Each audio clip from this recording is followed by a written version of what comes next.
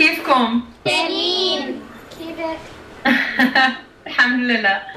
So I started learning Arabic when I was much older than you in college.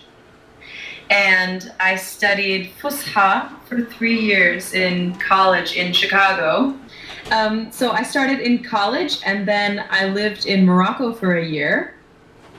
I lived in Marrakesh and I lived in some other cities like Tangier and El Jadida and Fez. And I learned Moroccan Arabic, which is different than the Arabic that you read in books. And I also speak French, which I started learning in high school. So if you visit Morocco, you know that they speak French and Arabic. So I got to practice both of my languages. And I met wonderful people who helped me, and I got to see lots of different places, mountains, desert, the ocean. What else would you like me to talk about? About Arabic? About Arabic? Yes. Yeah.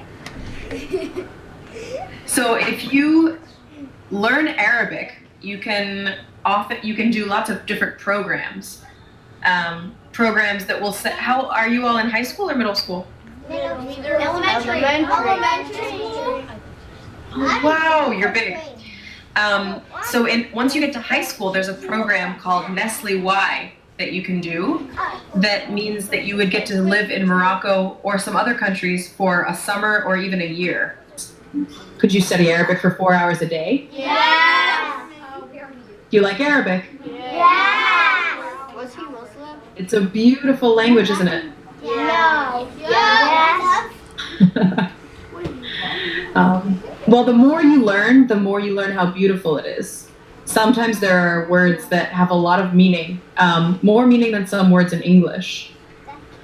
What words do you guys know in Arabic so far? We learned how to say our names in Arabic. شنو اسمك؟ Lena. Yes. تشرفنا. Yes, please. Yeah. We learned colors. What colors do you know? أحمر، أخضر، أزرق، برتقالي. ما شاء الله. أسود، بني، وردي، أبيض. Do you know the word مبروك? مبروك. ما معنى مبروك؟ It means congratulations.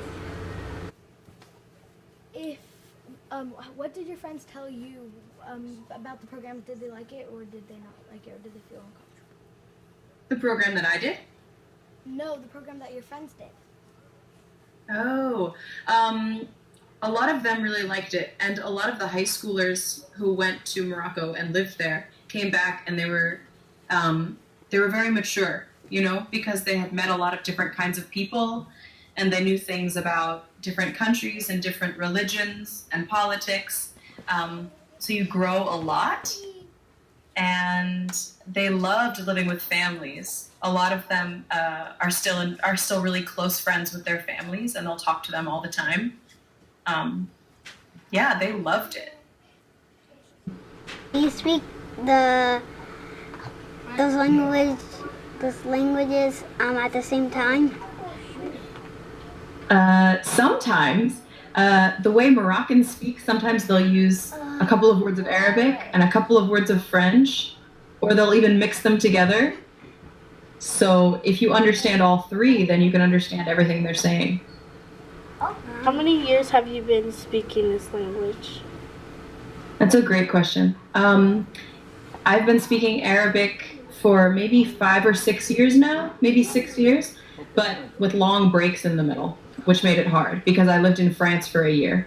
So while I was in France, I wasn't practicing Arabic much, but about 6 years. And the best way to learn is just to go out and talk to people. Classes are great, but you're going to learn so much Arabic when you go out and speak with real Arabs. Hello. Hi. Some of us were wondering if you can test us in our Arabic. Sure. What color is your teacher's hat? Oh, Ahmad. What are the first 3 letters of the alphabet? Uh-huh. What is the second one, teacher? Ba. Ba, yes. Ta. Sa, yeah. G. And what are the other letters that look like ba? Yeah. What? Sa, yeah. Ba, ta, ta. How many languages can you speak? I can speak French, Arabic, Moroccan Arabic, which is similar but kind of different, and I understand some Spanish. Can you all say, can you say bisaha? It's the heavy H, bisaha. So when someone's eating, you can say this, and it means to your health. So can you say it back to me? And then if someone says to you, bisaha, you have to say, Allah ya'tik as-saha. Do you know what it might mean, anybody? No. It means may God give you health. One of my favorite words is when you're really, really, really tired, you can say, Ana madigdiga. Or if you're a boy, what do you think? Madigdig. Madigdig, saksak.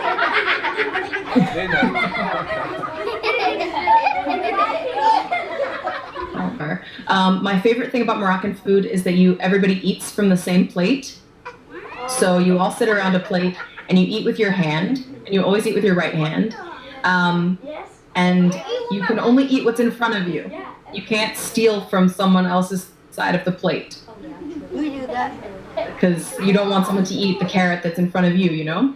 And tagine is a Moroccan dish that is really delicious. Have you seen those plates that are made of clay with a cone on top? Yes.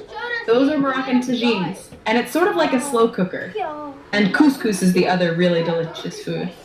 Are there high schools over there, they're in Arabic? Oh, that's a great question. I teach in a high school. So there are lots. I have 10 students who are studying Arabic. There are freshmen and all the way through seniors. And in Chicago, there are a lot of programs. I think there are 14 public high schools with Arabic, and then a lot of private schools. So imagine if you graduate high school and you've been studying Arabic for 4 years, and you're in middle school, so you have even more, and then you go to college, you'll be so good at Arabic when you graduate college.